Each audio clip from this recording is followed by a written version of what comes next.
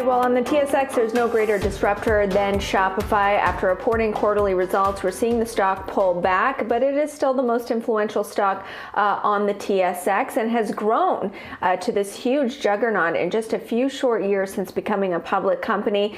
Before it was a public company, Bruce Croxon and I were talking about it, talking to the CEO, the founders, and it really has come a long way. Let's talk to Bruce Croxon now. He's the founder of Round 13 Capital. Bruce, I can already predict what you're going to say about this, the short-term way the market is thinking about Shopify when it says we're not going to be able to grow as much as we did in 2020.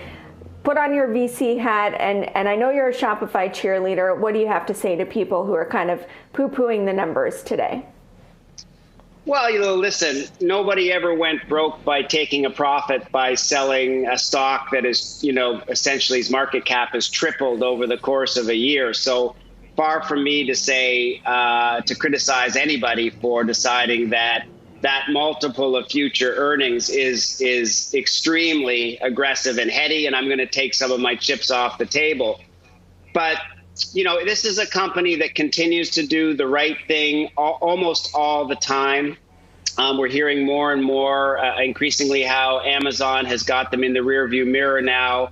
Amazon's actually making a couple of acquisitions to try and fend off the rebels, if you will, that are coming for their monopolistic retail distribution network, which Shopify is trying to do, and different areas of their business that we always talked about layering on in the years when they weren't generating profit. They were building market share.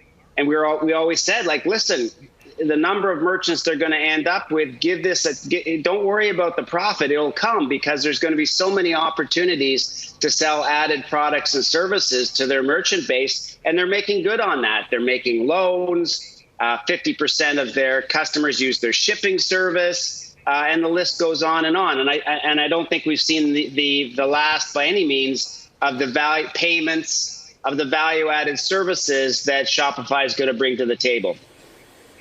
It seems like there's so many different ways that Amazon could threaten Shopify, and we've talked about this, but it's unclear if or when that might materialize. How do you think about the threat that could come from Amazon? Well, Shopify still, if you put the market cap side by side, obviously, Shopify is still the proverbial pimple on the big boy's rear end. They're not there yet. And of course, Amazon is in so many different businesses and touches so many different aspects of our life. But, the whole modus operandi of Shopify, going back to the early days, was, listen, just because I have a store and I want to sell online, or if I don't have a store and I want to sell online, why do I have to do it through Amazon? Just because they've got all the eyeballs today. Is there something I can be doing to become less reliant? And that's what they've built their whole business on. And it's getting to the point now where Amazon's looking out of the corner of their eye. No, not all Shopify merchants stop using the Amazon distribution system. Don't get me wrong. It's just another channel.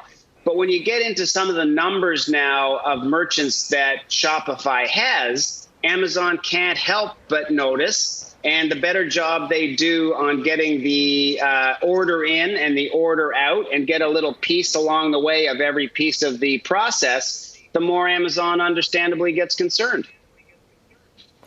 One of the criticisms, too, of Shopify is, they're very economically sensitive and vulnerable to businesses being created and entrepreneurs being there. Obviously, it worked for them during the pandemic. But as somebody who, has a pulse on the entrepreneurship community, how would you characterize it? Do you think we're going to see an explosion of new business formations? Or do you agree that, that was probably a 2020 story and that's going to moderate going forward? Yeah, it's the number one question all of us in the venture community certainly, and I suppose by extension some of the private equity market as well had to ask themselves, because there was a category of businesses that just exploded during COVID. Anything related to, well, I'm at home now, I'm not spending money on vacations, let me buy this, this, and this. E-commerce exploded, right?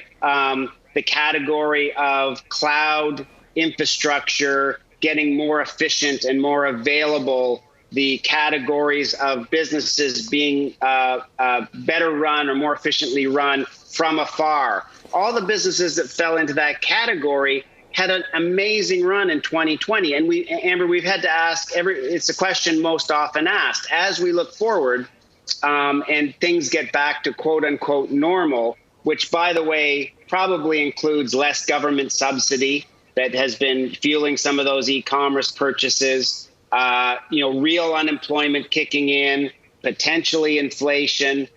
Does some of the steam come out of this rally? And the answer is, look, there's no perfect answer, but Shopify's looked ahead and said, listen, it was a great year. Pretty tough to duplicate that. So we're holding up our hand and saying likely won't be at the same rate. But, they don't even, no one knows for sure. The numbers aren't suggesting there's a slowdown yet. Let's put it that way. And obviously there's kind of a structural trend of e-commerce. I don't think the pandemic changes that.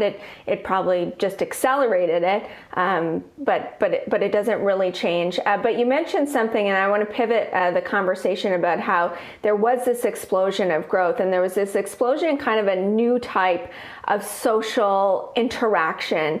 And one of those apps is called Clubhouse. If you're not familiar with it, it's basically like live podcasting. It's meant to replicate attending a dinner party if Mark Zuckerberg is at your dinner party or Elon Musk is at your dinner party. So you get to eavesdrop on these really fascinating extemporaneous conversations based on your interests and with these kind of high-level people.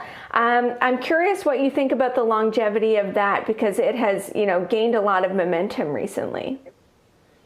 Well, I think the technology has got great legs, and you're going to see Facebook and Google, amongst probably others, scrambling to make sure they offer the same functionality to their user base. The issue that Clubhouse is facing, while as intriguing as it is, as an Android user, I'm not eligible.